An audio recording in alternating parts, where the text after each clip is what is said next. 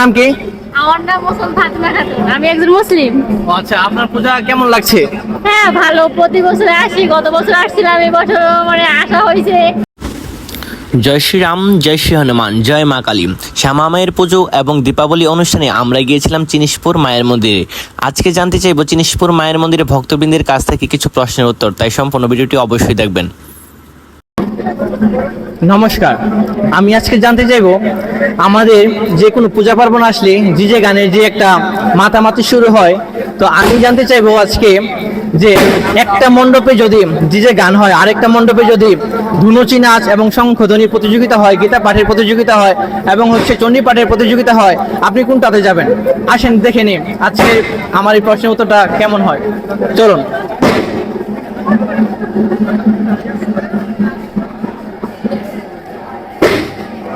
একটু এখানে আসেন।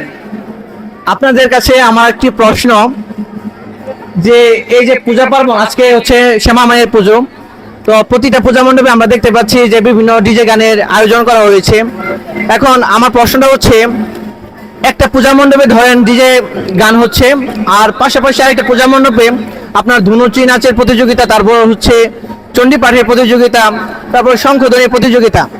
এখন আপনি আপনার পরিবারকে নিয়ে আপনি কি ডিজে পার্টিতে যেখানে ডিজে গান হচ্ছে সেই মণ্ডপে যাবেন, নাকি যেখানে ধুনুচি নাচের প্রতিযোগিতা, শঙ্খধ্বনির প্রতিযোগিতা, চণ্ডী পাঠের প্রতিযোগিতা, আপনি ওইটাতে যাবেন?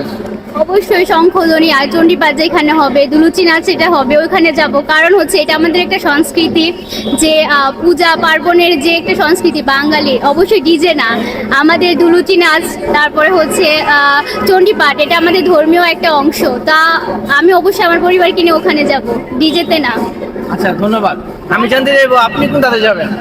আমি অবশ্যই যেখানে ধুনুচি নাচ হচ্ছে সেখানেই যাব, কারণ বর্তমান যুগে ধুনুচি নাচ বা ধুনুচি নাচটা কি, ওইটা বর্তমান জেনারেশনে যে বাচ্চারা আছে বা ধর্মীয় যে ভাবটা আছে ওটা কেউ বুঝে না, সবাই এখন ডিজে গানের দিকে মত্ত। তো আমি চাইবো যে আমার পরিবারকে নিয়ে আমি ধুনুচি নাচে যাওয়ার জন্য, এবং যেন ধর্মীয় ভাবটা ফুটে উঠতে পারে, আমি সেখানেই যাব। ধন্যবাদ আপনাকে। আপনার নামটা কি? ছন্দা ভূমি। আচ্ছা, এখন দিদি আমি আপনাকে সেম কোশ্চেনটাই করতে যাচ্ছি, নাম কি? আমার নাম মোসল ফাতেমা খাতুন, আমি একজন মুসলিম। আচ্ছা, আপনার পূজা কেমন লাগছে? হ্যাঁ ভালো, প্রতি বছর আসি, গত বছর আসছিলাম, এই বছর মানে আসা হয়েছে, দেখতেছি ভালোই লাগে। আচ্ছা আচ্ছা, হ্যাঁ নমস্কার। আজকে শ্যামা মায়ের পুজো, তো ইদানিং আমরা দেখতে পাচ্ছি ফেসবুকের মধ্যে বিভিন্ন যুবকরা আমাদের মতো, তারা ফেসবুকের মধ্যে পোস্ট করছে যে খেলা হবে।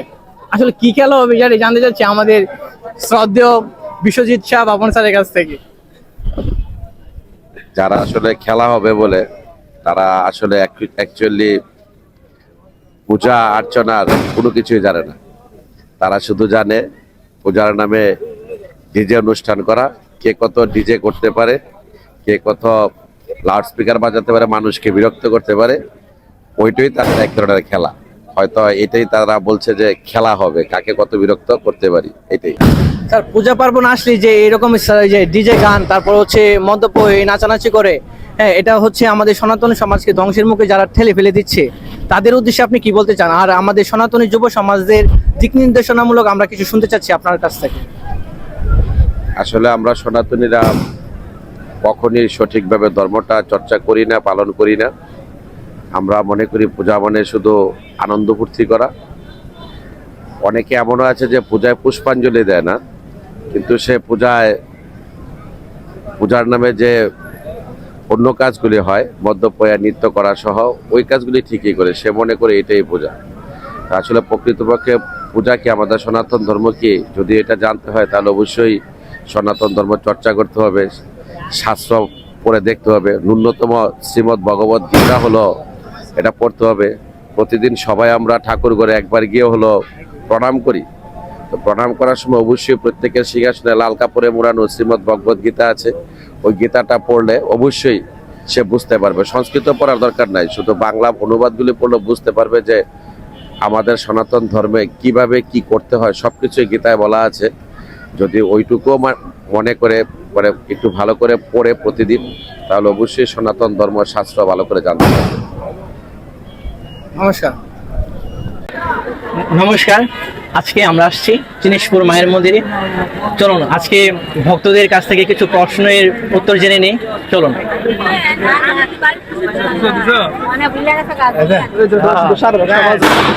ভাই, আপনাকে আজকে তো মায়ের পুজো, জিনিসপুর মায়ের মন্দিরে আমরা আছি এখন। তো আপনার কাছ থেকে আমি একটা প্রশ্ন জানতে চাচ্ছি, আপনি কি প্রশ্নটার উত্তর দিতে ইচ্ছুক? অবশ্যই।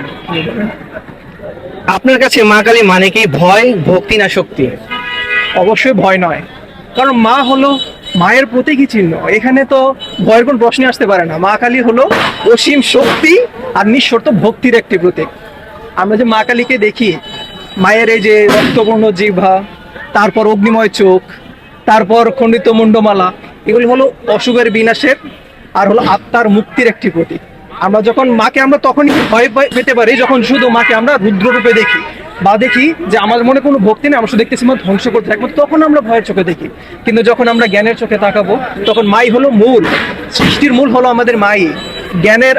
জ্ঞানের আলো জ্বালিয়ে তুললে উনি আধারকে দূর করে দেয়। তো আমরা ভয় পাবো কেন? মা কালী আমাদের মনের মধ্যে যোদ্ধার হিসেবে সাহস জাগান যে কিভাবে ধর্মকে রক্ষা করতে হবে এবং জ্ঞানের আলো ছড়িয়ে দিতে হবে। অনেক সুন্দর প্রশ্ন এবং সুন্দর উত্তর। ভাইয়ের জন্য সবাই একটা হাততালি দেয়। হ্যাঁ, নমস্কার, জয় মা। আজকে জিনিসপুর মায়ের মন্দিরে, ওর নাম হচ্ছে বাদন দত্ত, ও মন্দিরে একজন অন্যতম সেবক। তো ওর কাছ থেকে আমরা জানতে চাইবো যে আজকে মন্দিরে কতটি প্রদীপ প্রজ্বলন হয়েছে এবং কয়টা থেকে সেই প্রদীপ প্রজ্বলন শুরু হয়েছে? 6টার মধ্যে আর কি হয়েছে। 6টা থেকে শুরু হয়েছে প্রদীপ প্রজ্বলন। এখানে কত সংখ্যক প্রদীপ প্রজ্বলন হয়েছে? 5000 প্লাস। 5000। তো প্রতি বছর কি এরকম হয়ে থাকে? আচ্ছা, ঠিক আছে, ধন্যবাদ। নমস্কার, আজকে আমরা জানতে চাইবো মায়ের পূজায় শুধু কি ধ্যান করা হয়, নাকি শুধু প্রদীপ প্রজ্বলন করা হয়, নাকি শুধু আনন্দ করা হয়? সেই প্রশ্নটি এক ভাইকে করব। চলুন।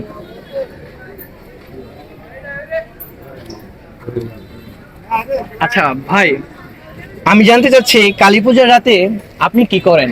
ধ্যান করেন, নাকি শুধু প্রদীপ জ্বালান, নাকি শুধু আনন্দ করেন? আসলে কালী পূজার রাতে আমি প্রথমেই সকলকে শ্যামা পূজার শুভেচ্ছা জানাই এবং শুভ দীপাবলির শুভেচ্ছা জানাই।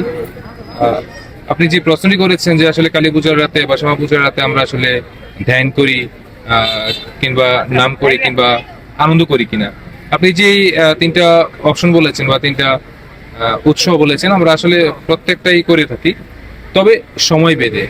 এই দেখেন, আমি আজকে আসলে আমার বাসায় আজকে কেউ নেই, কিন্তু আমি আজকে অফিস থেকে এসে আমি আমার বাসায় দীপাবলি উপলক্ষে, শ্যামা পুজো উপলক্ষে আমার বাসায় প্রদীপ প্রজ্বলন নিজে করেছি এবং যতটুকু পারি মাকে ধ্যান করেছি। এবং ধ্যান করে আজকের এই যেখানে আমাদের নরসিংদী তথা বাংলাদেশের একটি ঐতিহ্যবাহী মন্দির জিনিসপুর কালী মন্দির, সেই কালী মন্দিরে আজকে এসেছি।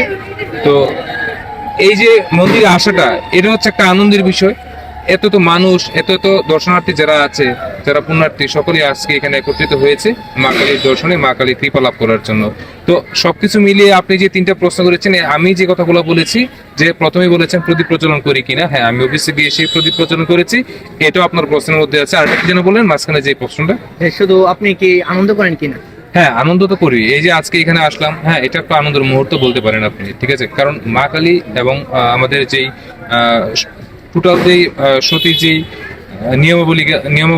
নিয়মাবলী আছে, বৈশিষ্ট্য আছে, তো এই সমস্ত আনন্দ, দুঃখ, বেদনা, হ্যাঁ ভালোবাসা, সমস্ত কিছু মিলেই কিন্তু আমাদের মা কালী বলেন, মহামায়া বলেন, দুর্গা বলেন, সমস্ত দেবদেবী সকল কিছুর উৎস। ধন্যবাদ। আমি তো দেখতে পাচ্ছি বিভিন্ন পূজা মণ্ডপে আপনি যে কথা বললেন যে ধ্যান করেন বা প্রদীপ জ্বালান, আমার যে প্রশ্নটা ছিল তার মধ্যে আমি দেখতে পাচ্ছি যুব সমাজের যে বিষয়টা, সবাই ডিজে গানের মধ্যে বেশি একটা আকৃষ্ট। আপনি এটা নিয়ে কি বলবেন সবার উদ্দেশ্যে? আমি এক সময় ডিজে খুব পছন্দ করতাম, সেটা খুব 12-13 বছর আগে। তবে একটা বয়স থাকে মানুষের আনন্দ করার, কিন্তু সেই বয়সও মানে পার হয়ে যদি আমরা দেখি যে মন্দিরে উচ্ছৃঙ্খল গান চলছে, ডিজে গান চলছে, দেখা যাচ্ছে অনেক মন্দিরে, আসলে কি বলবো, আমাদের নিজেরই ধর্ম, অনেক মন্দিরে দেখা যাচ্ছে নাচানাচি মদ্যপান করে করা হচ্ছে। আসলে এগুলো খুবই হেয় প্রতিপন্ন কাজ। আসলে এগুলো খুবই খারাপ কাজ। এবং আমরা যে সকল সংগঠনে জড়িত আছি সমস্ত সংগঠন থেকে কিন্তু আমরা একটাই বার্তা দিই যে আসলে ডিজে গান এবং মদ্যপান করে যাতে আমাদের মন্দিরে উচ্ছৃঙ্খল নাচানাচি না করি, সেদিকে যাতে সবাই সবাই সজাগ খেয়াল রাখে আর কি। ধন্যবাদ আপনাকে। নমস্কার। নমস্কার। জয় শ্রীরাম, জয় শ্রী হনুমান, জয় মা কালী। আজকে দীপাবলি অনুষ্ঠান, দীপদান উৎসব, সেই সাথে শ্যামা মায়ের পুজো। তো আমরা দুইটাকে এক করে ফেলি। আসলে দুইটার মাহাত্ম্য কিন্তু আলাদা। ত্রেতা যুগে ভগবান শ্রীরামচন্দ্র যখন 14 বছরের জন্য বনবাসে গিয়েছিলেন, তখন থেকে অযোধ্যাবাসীগণ তাদের ঘরে কোনো রকম প্রদীপ প্রজ্বলন বা দীপদানের কোনো উৎসব পালন করেনি, বা ঘরে কোনো রকম প্রদীপ প্রজ্বলন করেনি।